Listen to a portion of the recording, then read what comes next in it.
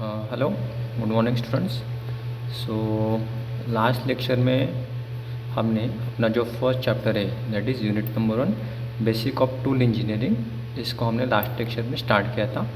और पहले लेक्चर के लिंक मैंने आपको ग्रुप के ऊपर मैंने ऑलरेडी सेंड कर चुका, ठीक है। So basic of tool engineer के कुछ टॉपिक्स हमने कवर कर लिए थे अपने लास्ट लेक्चर में। आज के लेक्चर में हम जो उसके रिमेनिंग वाला जो पोर्शन है, ठीक है, उसके बारे में पढ़ेंगे। सो एक बार थोड़ा रिवाइज कर लेते हैं कि लास्ट लेक्चर में क्या कौन कौन से टॉपिक हुए थे। तो सबसे पहले हमने जो definitions and principle of tool engineering है, इस टॉपिक को हम ऑलरेडी लास्ट लेक्चर में कवर कर चुके हैं। उसके बाद state the principles of tool engineering, mechanics वाला भी पोर्शन कवर कर दिया था हमने। ये क्वेश्चन आया है तो एग्ज़ाम में 2 मार्क या फिर 4 मार्क के लिए आ सकते हैं, ठीक है। मैकेनिक्स ऑफ मेटल कटिंग के अंदर बेसिक रिक्वायरमेंट्स का भी टॉपिक कवर कर चुके हैं, और साथ में जो रिक्वायरमेंट्स रहती है उसको भी हम कवर कर चुके, ठीक है। तो ये क्वेश्चन 2-2 मार्क के लिए एग्ज़ाम में आ सकते हैं। मैकेनिक्स ऑफ मेटल कटिंग, इसके ऊपर ऑलरेडी एक बार क्वेश्चन आ चुका है एग्ज़ाम में। इसके ऊपर जो क्वेश्चन आया था एग्ज़ाम में 4 मार्क के लिए आया था, तो इस एग्ज़ाम में भी इसके ऊपर क्वेश्चन आने के चांसेस ज़्यादा बन रहे हैं। इसमें फिर हमने इसके वेरियस कंडीशन देखे, जैसे कि पहली कंडीशन थी contact of tool with the work piece, ठीक है। सेकंड कंडीशन थी compression by force of tool, और थर्ड कंडीशन थी डिफॉर्मेशन एट शेयर प्लेन, और लास्ट कंडीशन थी चीप फॉर्मेशन। इसको में हमने कर चुके थे शेयर जोन शेयर प्लेन तक, यहाँ तक हमारा पोर्शन हुआ था। आज का जो लेक्चर है उसमें हम देखने वाले हैं कटिंग फोर्सेस, ठीक है। This is very important topic regarding to the unit number 1 and exam point of also. So let us discuss in today's lectures. So what is meant by cutting forces? So in that case, if we machining any component or a product, so we have to apply the some pressure of forces on that workpiece, because without applying a force and pressure we can't remove the material from the workpiece, okay. So for example, if you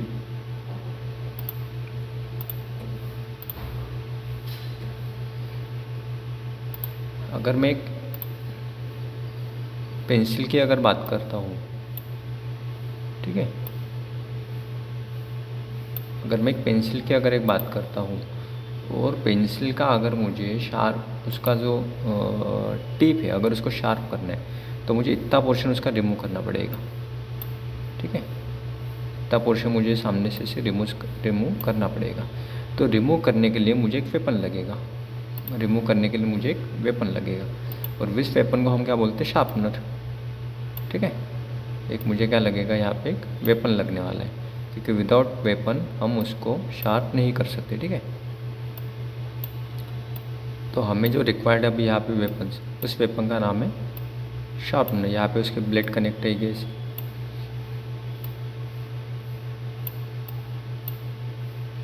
तो ये जो weapons लगेगा मुझे sharpener, ठीक है। तो without sharpener हम इसको शार्प नहीं कर सकते। तो जब हम क्या करते हैं, जब हम पेंसिल इसके अंदर इंसर्ट करके इसको जब हम शार्प करने की कोशिश करते हैं, यानी कि इसका जो मटेरियल है उसको जब हम रिमूव करते हैं, इसका जो मटेरियल है इसको हम जब रिमूव करते हैं, तो मटेरियल रिमूव करते वक्त हमको यहाँ पे कुछ ना कुछ फोर्स या फिर प्रेशर हमको क्या करना पड़ता है, अप्लाई करना पड़ता है, ठीक है। Without force and pressure we can't remove the cheap material on the pencil, okay. So this basic principle we have to apply on the actual in industries related problem also, because in industry when we machining any component or a product, so we have to apply a tooling force on the workpiece, okay. So let us discuss what are the various types of forces and pressure we have to apply, and what are their types. So before start, let us discuss about the cutting forces. What is meant by cutting forces? So we know that during metal cutting the cutting tool exert force and pressure. तो ये हमको पता है कि जो basically जो हमको चीज़ लगने वाली है, जो हमको जो चीज़ लगती है वो है force and pressure. With respect to work piece and work material open resistance to the action of cutting tool. लेकिन वो इतने आसानी से आप जो मटेरियल वो रिमूव होने देगा क्या, नहीं। वो तो कुछ ना कुछ प्रेशर अप्लाई करेगा ना, वो कुछ तो अपोज करेगा ना उसको, ठीक है। तो जब वो अपोज करेगा, जब वो उसको अपोज करेगा तब क्या लगेगा, वहाँ पे कुछ ना कुछ वो उसको रेजिस्ट करने वाला है, यानी कि उसको अपोज करने वाला है, ठीक है। और जब वो अपोज करेगा तब कुछ ना कुछ टूल को एक्स्ट्रा एफर्ट देके उसको मटेरियल को भी क्या करना पड़ेगा, रिमूव करना पड़ेगा, ठीक। So this resistance is overcome by the cutting force applied to the tool face. अभी इस रेजिस्टेंस को तो हमको ओवरकम करना ही है। अगर ओवरकम नहीं किया तो हम क्या कर सकते, उसके ऊपर हम मशीनिंग नहीं कर सकते। Therefore the force which are required to remove the metal in the form of chips from the workpiece are called as a cutting forces। यानी कि जो फोर्स लग रहा है हमको इस मटेरियल को रिमूव करने के लिए, है ना, जो टूल से हम जो अभी फोर्स लगाएंगे वर्कपीस के ऊपर, और फोर्स लगा के जब हम उसके ऊपर से चिप को हम रिमूव करेंगे तो जो लगने वाला जो फोर्स है उसको हम क्या बोलेंगे, कटिंग फोर्सेस, ठीक है। So this is the basic and simple definition of cutting forces. Exam में अगर ये क्वेश्चन आए तो आपको इसको थोड़ा एक्सपांड करके लिखना पड़ेगा, ठीक है। मैं यहाँ पे जितना भी इम्पोर्टेंट है वो कवर करने की कोशिश कर रहा हूँ, हम पूरा डिटेल में नहीं दे सकते, लेकिन अगर ये क्वेश्चन एग्जाम में आए तो आपको इसके रिलेटेड कुछ एक्स्ट्रा ऐड करके आपको इसको क्या करना पड़ेगा, कवर अप करना पड़ेगा, ठीक है। मैं जितना मैक्सिमम हो सकता उतना आप इस लेक्चर में कवर करने की कोशिश करूँगा। Okay, so now discuss the actual diagram of cutting forces. I think it is visible for you. So let us start with the diagram. So see here, you can see this is a workpiece and this is our tool. This is our workpiece.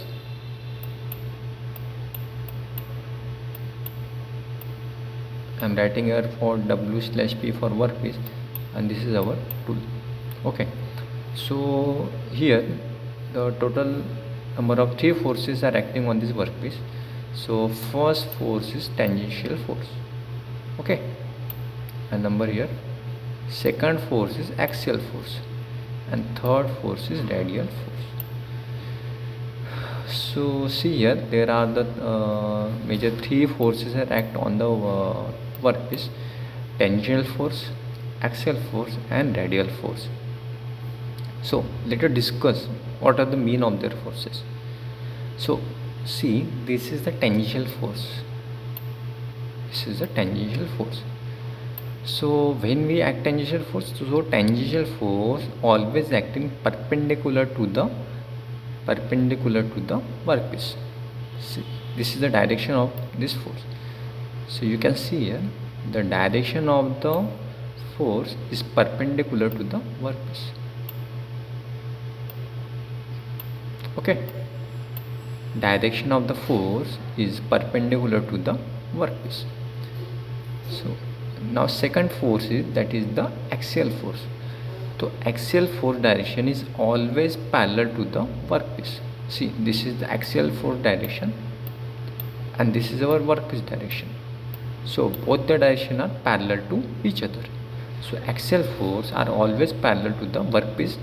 Tangential force is always perpendicular to the workpiece. Now radial force. Radial force is inclined to the workpiece, or it is rotated with the direction of the workpiece. So this is the direction of the radial forces. This is made up of angle less than 90 degree. इसका जो angle जो हमेशा जो बना रहता है वो रहेगा आपका लेस देन 90 डिग्री. इसका जो भी थीटा जो यहाँ पे बनेगा, यहाँ पे जो बनने वाले अभी थीटा की वैल्यू वो क्या रहेगी, लेस देन 90 डिग्री रहेगी, ठीक है.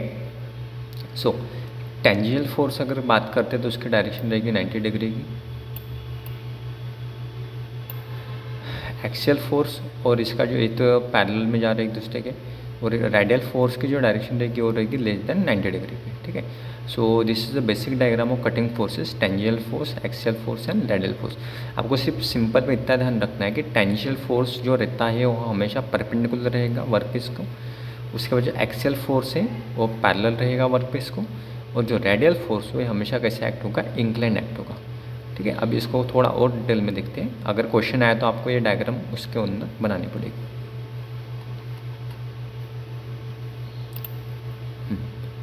So let us discuss the axial force. मैंने यहाँ पर कुछ बेसिक पॉइंट मेंशन किए हैं एग्जाम पॉइंट ऑफ व्यू. क्योंकि मुझे नोट्स भी आप लोगों को प्रोवाइड करनी है। सो इसमें ज़्यादा यहाँ पे मेंशन नहीं कर सकता, तो आप इसके लिए नोट्स मेरे रेफ़र कर सकते हो, या फिर कुछ रेफरेंस बुक भी रहते हैं अवेलेबल, आप रेफरेंस बुक से भी पढ़ाई कर सकते हो, ठीक है। So let us discuss first what is mean by axial force. So it is the components force acts in a horizontal plane parallel to the axis of the workpiece. जैसे कि मैंने ऑलरेडी आपके सामने एक्सप्लेन किया है कि इसके अंदर जो प्लेन जो फोर्स जो रहते हैं वो फोर्स कैसे रहेंगे, always is parallel to the workpiece, always parallel to the axis of the workpiece, ठीक है। Radial force, it is the component force acting horizontal along the radius of the workpiece. जो radial force की मैंने बात की थी, ये radial force आपका ये वाला, ठीक है, रेडियल फोर्स है। तो रेडियल फोर्स कैसे रहेगा, horizontal plane along the radius of the workpiece. वो भी मैंने बताया रेडियस के हिसाब से वो पैरेलल रहेगा उसको, radius of the workpiece. Tangential force जो फर्स्ट वाला नंबर था अपना, it is the component force acting vertical plane tangent to the cutting surface in the direction of primary cutting motion. एक तो उसका परपेंडिकुलर रहेगा या फिर उसके डायरेक्शन में रहेगा। अभी अगर हमको इनका रिजल्टेंट फोर्स अगर कैलकुलेट करना है, रिजल्टेंट यानी कि इन फोर्स के एडिशन, तो this is the basic formula for that. R stands for resultant force is equal to the FR square. FR square is in radial force. F means tensile force, sorry axial force, or T means tangential force. So this is the basic formula for that. So this is the ये इसके ऊपर भी question आ सकता है कि what is mean by cutting forces and what are the various types of cutting forces explain with the diagram. So अगर इसके ऊपर क्वेश्चन आया तो कटिंग फोर्स लिखना है आपको, ये यहाँ तक लिखना है, डायग्राम बनानी है और डायग्राम के नीचे इसको एक्सप्लेन करना है। आप इसको थोड़ा और एक्सपांड कर सकते हो, ठीक है। इसके बाद जो अभी इम्पोर्टेंट टॉपिक है, this is the chips. Chips के ऊपर भी ऑलरेडी क्वेश्चनिंग आ चुके हैं, ठीक है। मैं एक बार आपको क्वेश्चनिंग दिखा देता हूँ कि चिप्स के ऊपर अभी तक कौन कौन से क्वेश्चन आए, हमने अभी तक कौन कौन से क्वेश्चन कवर अप किए, ये भी मैं आपको अभी बता देता हूँ। State the principle of engineering, इसको हम कवर कर चुके हैं, ठीक है।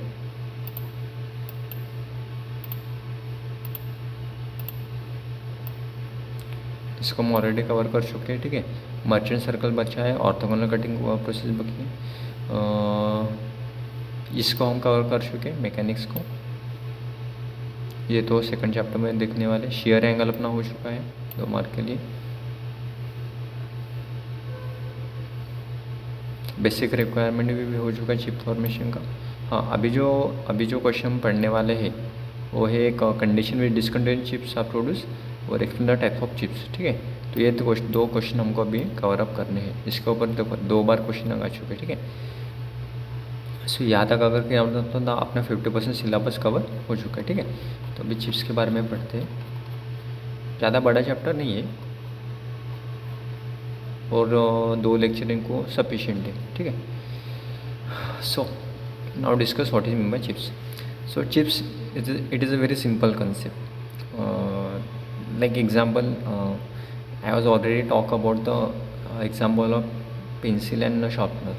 So if we sharp the pencil, then we have to know it's remove some material, that material is called the chips. Or if we see we have to see various example in household, like potato peelings, okay. So when potato we peels, they also remove the some unwanted material, that is called as the chips. So the same concept is applied in the industry. So when we remove the material in any workpiece, so some unwanted material they have to escape from it, that unwanted part of work is called the chips. So this is a very simple concept. So what is meant by the chips? It is the unwanted part of workpiece removed in the form of small pieces or in the form of long thin coil with the help of cutting tool. अभी यहाँ पे कुछ unwanted parts, unwanted material जो workpiece से remove होने वाला है, एक तो स्मॉल पीसेस में रहेगा या फिर रिबिन के फॉर्म में रहेगा, तो उसको हम क्या बोलते हैं, चिप बोलते हैं। अभी टाइप्स ऑफ चिप्स देख लेते हैं। सो बेसिकली यहाँ पे there are 3 types of chips. First is continuous chips. So what is mean by continuous chips, let us discuss about that. So as the name indicates, it is the type of chips produced ahead of the tool continuously without fracture and flows of the tool face in the form of ribbon. यानी कि continuously वो क्या कर रहा है, chip produce कर रहा है, यानी कि वो बीच में कहीं पे ब्रेक नहीं हो रहा है या फिर फ्रैक्चर नहीं हो रहा है। अगर एक बार अगर उसने मटेरियल वहाँ से रिमूव करना स्टार्ट कर दिया तो लाइक वो रिबिन जैसे शेप बनाना शुरू कर देगा और एंड तक वो क्या करेगा, उसको रिमूव नहीं होने देगा, ठीक है। सो इसको हम बोलते हैं continuous chips. This type of chips is produce by machining ductile material such as mild steel, wrought iron and copper and aluminium. तो this is a very important point. ये किसके ऊपर वर्क करता है? डक्टाइल मटेरियल के ऊपर, mild steel के ऊपर, रॉड आयरन के ऊपर और कॉपर एंड एल्यूमिनियम के ऊपर। इसके ऊपर ही कंटिन्यूस चिप्स हमको मिल सकता है। This type of chips is produce when high cutting speed and tool has large डायक angle.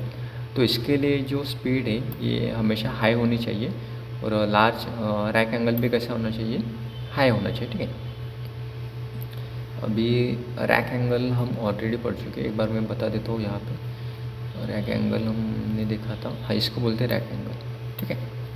ये वाला ही इसको बोलते हैं रैक एंगल। तो यहाँ पे उसने क्या बोला है कि रैक एंगल हमेशा कैसे होना चाहिए? ज़्यादा होना चाहिए। यानी कि यहाँ पे जो एंगल बनेगा अभी यहाँ पे, इसकी वैल्यू कैसी होनी चाहिए? हाई होनी चाहिए, तब जाके हमको कंटिन्यूस चिप्स मिलेंगे, ठीक है। अभी देखो यहाँ पे ये डक्टाइल मटेरियल है, ये टूल है, ये फोर्स अप्लाई कर रहा है, ठीक है।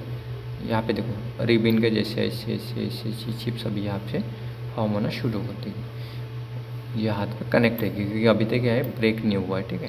ये ऐसे ऐसे सामने सामने बढ़ती जाएगी और ये लॉन्ग कॉयल चिप्स यहाँ पे अभी रिमूव हो रही है, तो इसको बोलते हैं हम कंटिन्यूस चिप्स। सेकंड आता है डिसकंटिन्यूस चिप्स। अभी डिसकंटिन्यूस चिप यानी कि क्या होता है?